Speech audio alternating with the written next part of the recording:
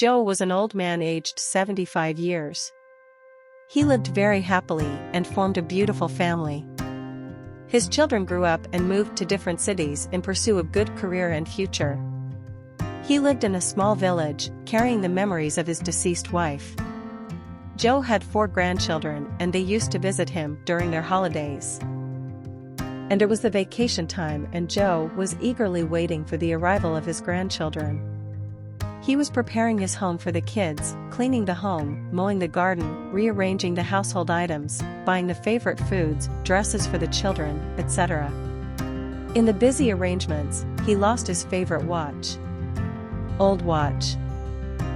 The watch was gifted by his dead wife when their first child was born.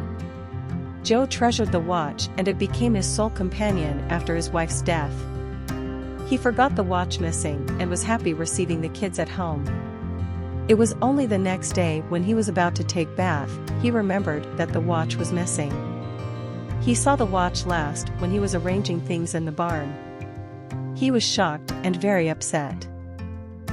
His grandchildren asked him why he was so dull and asked him what troubled him. Joe said, "Dear children, I lost the most precious watch I have ever had and I ever got in my life. It was gifted by your grandma and I lost it while cleaning the home. I feel like I'm missing my heart." Joe was on tears and the children promised him that they would search the watch for him. One granddaughter asked, "Grandpa, do you remember when you saw the watch last, before it was missing?" Joe told, "I guess when I was cleaning the barn." The children decided to search for the watch in the barn. The barn was full of waste materials, books, scraps, broken furniture, etc. The children searched for more than 2 hours with help of Joe and a servant, but could not find it. Joe was completely shattered and asked the children to stop searching as they could not find anything. The kids were also too sad, and consoled the grandfather. One grandson again moved to the barn, and Joe asked why he was going there again.